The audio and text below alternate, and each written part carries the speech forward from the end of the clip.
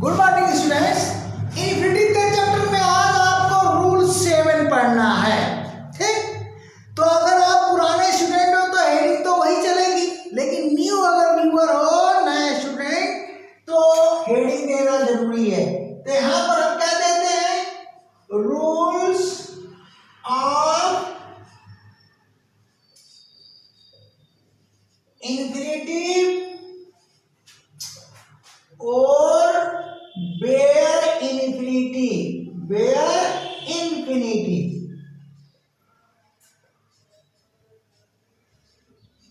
ये हेडिंग है आपकी चल रही है।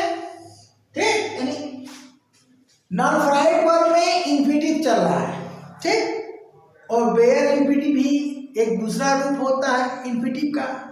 तो यहां पर हम लेते हैं रूल 7। अब चलिए, अब इसमें हम जो स्ट्रक्चर बनाने जा रहे हैं बड़ा इंपॉर्टेंट है, स्टार्टिंग ईयर में आता है। कल वाले क्लास में मैंने टू हैव की चर्चा किया था। तो टू हैव लिंकिंग वर्ब का भी कार्य करती है। तो आज स्ट्रक्चर उसी का बनने जा रहा है। यहां पर देखिए, यहां पर सब्जेक्ट हो जाएगा और प्लस ये जो मेन वर्ब होगा हमारा लिंकिंग वर्ब। ठीक ना, लिंकिंग वर्ब टू है। यहां पर मैं लिख दे रहा हूं टू है, मूल अवस्था में लिख दिया। ये लिंकिंग वर्ब का कार्य करेगी, यानी मीनिंग क्या देगी, के पास होना या रहना। जब भी यह लिंकिंग वर्ब का कार्य करती है तो इसका जो नेगेटिव सेंटेंस बनता है तो इसके बाद ही नॉट या नो का प्रयोग होता है। तो इस स्ट्रक्चर में यहाँ नो का प्रयोग हो जाएगा। उसके बाद यहाँ पर आएगा नाउन, और नाउन के बाद फिर यहाँ पर प्रीपोजिशन बट। प्रीपोजिशन बट यानी अर्थ क्या होगा, सिवाय। ठीक, इसके बाद यहाँ पर इन्फिनिटिव का प्रयोग होगा। किसका प्रयोग होगा, इन्फिनिटिव का। इन्फिनिटिव का प्रयोग होगा। यह स्ट्रक्चर बहुत इंपॉर्टेंट एग्जाम में आता है। ठीक है, जैसे हम नथिंग वाला, नथिंग एनीथिंग एवरीथिंग का बनाया था, तो वहां पर क्रिया क्या थी, टू बी का प्रयोग किया गया था। ठीक ना, और डू डज डिड का प्रयोग किया गया था। तो बट के बाद बेनिफिटिव आया था, लेकिन यहाँ पर तो क्या इन्फिनिटिव आ रहा है। याद करने का यही तरीका है।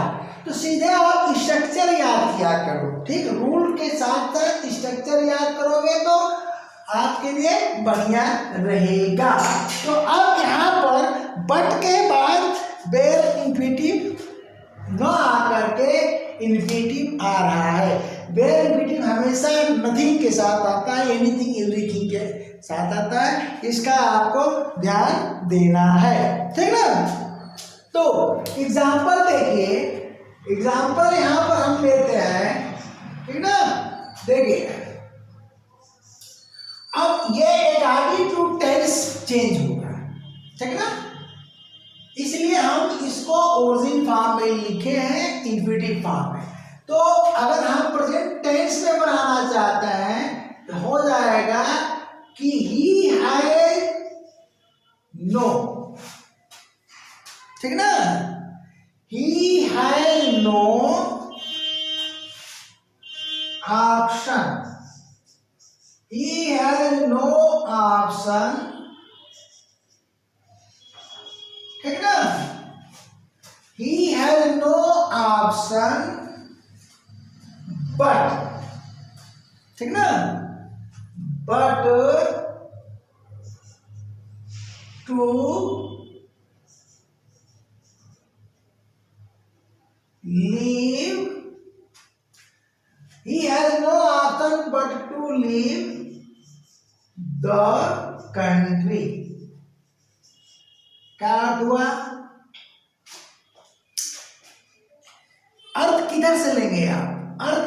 स्टार्ट होगा, मीनिंग इधर से। देश, देखो, देश छोड़ने के सिवा, देश छोड़ने, इधर से रख लोगे, ये प्रीपोजिशन है, ये आपका प्रीपोजिशन है, ठीक, जिसका मतलब होता है सिवाय, जिसका मतलब होता है सिवाय। तो ट्रांसलेशन इधर से शुरू होगा, देश छोड़ने के सिवाय उसके पास, क्रिया क्या है, लिंकिंग वर्ब टू है, अर्थ होता है के पास होना या रहना, ठीक। तो लिंकिंग वर्ब नहीं आता है, क्या चीज होता है, तो आप वर्ब के चैप्टर में जाइए, प्लेलिस्ट खोलिए, सब मिल जाएगा।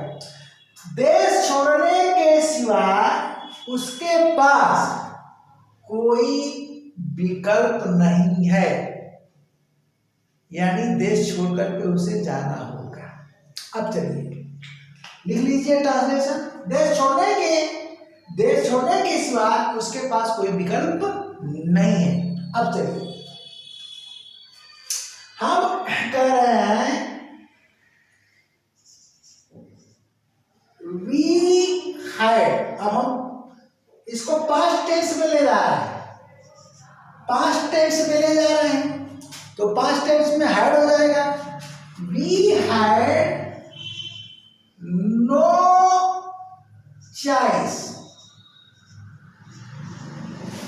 मेरे पास, हम लोगों के पास, मेरे नहीं, हम लोगों के पास कोई चॉइस नहीं था, कोई चयन नहीं था, अर्थात विकल्प नहीं था, बट, ठीक ना,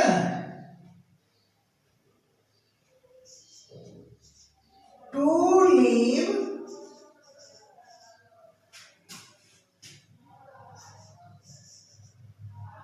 ठीक ना, दैट प्लेस। हाँ, अब क्या हुआ, उस स्थान को छोड़ने के सिवाय हम लोगों के पास कोई चारा नहीं था। बोलचाल में, ट्रांसलेशन में बोला जाता है ना, तो चारा खिलाने वाला बानर नहीं, मतलब कोई विकल्प नहीं था। हिंदी भाषा में लोग बोल देते हैं कोई चारा ही नहीं था, यानी विकल्प नहीं था, ठीक ना। तो उस स्थान को छोड़ने के सिवा हम लोगों के पास कोई चारा नहीं था। अब इसको फ्यूचर टेंस भी ले जा सकते हो, ठीक ना। फ्यूचर टेंस में देखो,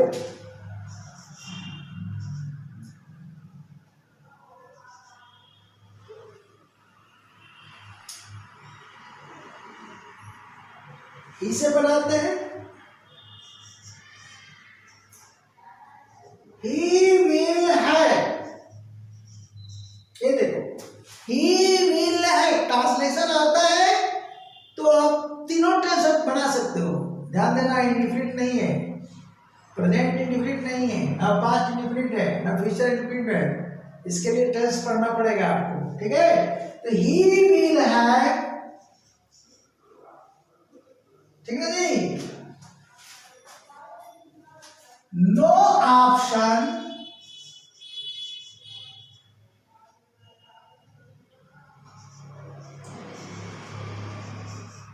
बट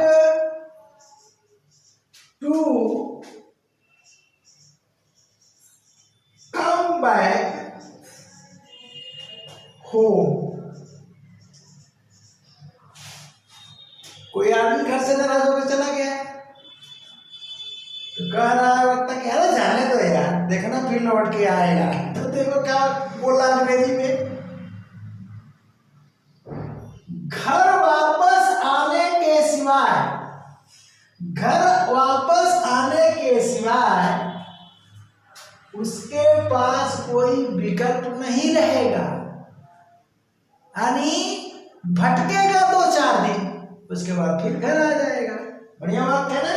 तो इस तरह से इस स्ट्रक्चर में बनता है, और स्टार्टिंग कहाँ दी जाती है, बोलिए, यहीं पर वेयर इन्फिनिटिव लिख देगा।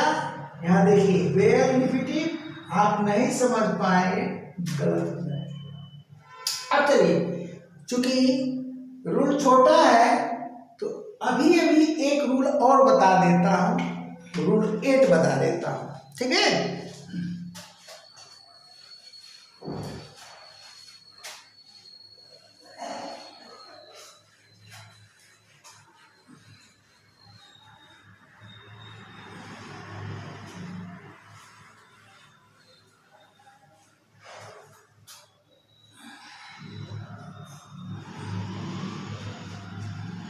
अब देखिए, ये भी चूंकि छोटा रूल है लेकिन है महत्वपूर्ण, तो रूल 8 हम बता देते हैं। रूल 8 में आप स्ट्रक्चर देखिए, सब्जेक्ट ध्यान दीजिएगा, सब्जेक्ट के स्थान पर मीनिंगलेस इट रहेगा। क्या रहेगा? मीनिंगलेस क्या रहेगा? इट रहेगा। ये सब्जेक्ट हो गया। इसके बाद linking verb to be, linking verb ध्यान दीजिएगा टू बी का प्रयोग होगा। इसके बाद बेटर का प्रयोग होगा। क्या होगा? खूब आता है अभी। बेटर के बाद इंफिनिटिव का प्रयोग होगा और इंफिनिटिव के बाद डायर का प्रयोग होगा। अब यहीं पर क्वेश्चन उठता है, एक तो यहाँ इंफिनिटिव ध्यान दीजिएगा, इंफिनिटिव का प्रयोग होगा। अब यहीं पर क्वेश्चन उठता है कि इंफिनिटिव डायर के बाद किसका प्रयोग होगा। तो यहाँ पर स्पेलिंग दे दी जाती है या यहाँ पर, तो दायर के बाद तो हमेशा बेयर इंफिनिटिव का प्रयोग होता है। दायर के बाद इंफिनिटिव लगने का कोई सवाल ही नहीं उठता है, ये याद रखिएगा। तो बेयर इंफिनिटिव का प्रयोग होगा। ये स्ट्रक्चर आपका डन हो गया। तो इट मीनिंगलेस रहेगा, ठीक है ना। अब एग्जांपल लीजिए,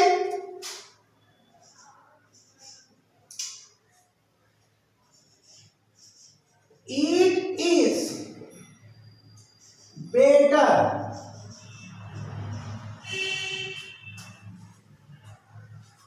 ठीक है ना। It is better to take a rest.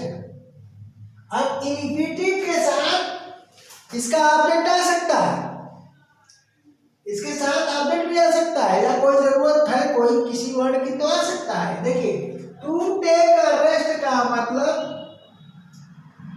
आराम करना, या सीधे लिख लीजिए टू रेस्ट, रेस्ट उसका भी प्रयोग होता है। तो it is better to take rest, हम कहां तक आ गए? यहां तक। देन ठीक ना, work.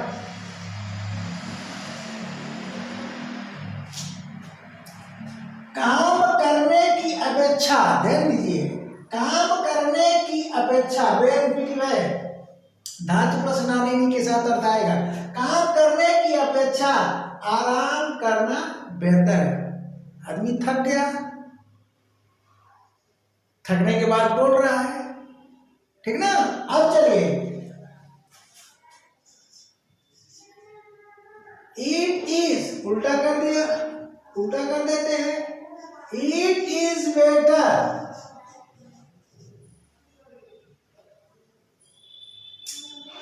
It is better to do something.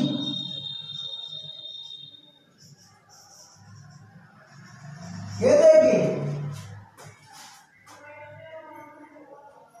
it is better to do something, ये डू इंफिनिटिव है और समथिंग इसका ऑब्जेक्ट है, देन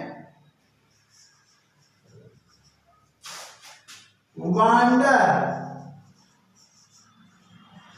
वांडर का मतलब बेमतलब का इधर का उधर घूमना, जैसे मेले में लोग घूमते हैं, ठीक ना।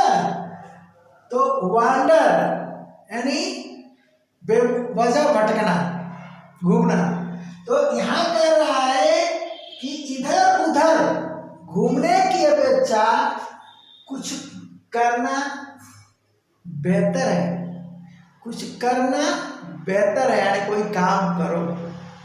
तो इस तरह यहां पर आपको ध्यान देना है कि बेटर के बाद इंफिनिटिव का प्रयोग हो रहा है, देख रहे हैं ना, ये देखिए, और डैन के बाद बेयर इंफिनिटिव का प्रयोग हो रहा है। तो इस स्ट्रक्चर को याद कर लीजिएगा, बड़ा इंपॉर्टेंट है स्पार्टिक ईरा। मेरा जो प्लान है आगे का, अभी देखिए मैं प्रैक्टिस इसलिए नहीं करा पा रहा हूं कि मेरा तरीका अलग होगा। मैं चाहता हूं कि ग्रामर पूरा आपके पास पहुंचा दूं, उसके बाद प्रैक्टिस शुरू करूं। तो प्रैक्टिस कराऊंगा, जैसे मैं ऑफलाइन पढ़ाता हूं तो हिंट करता हूं कि यहाँ पर ये है, इस रूल में है। तो प्रैक्टिस जब मैं कराऊंगा तो वहां समझाऊंगा। तो प्रैक्टिस में इन डिटेल तो हो नहीं पाएगा, वहाँ हिंट दिया जाएगा, उसके बाद आपको बता देंगे हम कि इस वीडियो में आपको मिलेगा, इस प्लेलिस्ट में मिलेगा, आप उसको इन डिटेल देख लोगे। लेकिन प्रैक्टिस में क्वेश्चन सॉल्व किया जाएगा, ठीक ना। तो अगर किसी क्वेश्चन में कोई कंसेप्ट आता है, वहाँ पर इन डिटेल हम बताने लगे, तो पता चला कि एक ही क्वेश्चन में 1 घंटा लग जाएगा, है? तो क्वेश्चन की संख्या ज़्यादा नहीं हो पाएगी। प्रैक्टिस का मतलब कि भाई आप 10 क्वेश्चन बताना है तो 10 मिनट में हो जाना चाहिए, क्योंकि सॉल्व करने के लिए तो आपको 35 सेकेंड मिलता है या 30 सेकेंड मिलता है। तो 1 मिनट मैक्सिमम है सॉल्व करने यहाँ पर, अगर हम प्रैक्टिस बैच कराते हैं। तो स्पार्टिक एरर भी कराएंगे, इंप्रूवमेंट सब प्रैक्टिस होगी यहाँ पर, लेकिन आपको सिस्टम में लगना पड़ेगा। अगर नए स्टूडेंट हो तो आगे का प्लान कर लो, ठीक, थोड़ा समय लगेगा लेकिन सिलेक्शन एकदम सुनिश्चित हो जाएगा, अगर मेरे हिसाब से आप पढ़ते हो तो। अगले क्लास तक के लिए tata bye bye, thank you.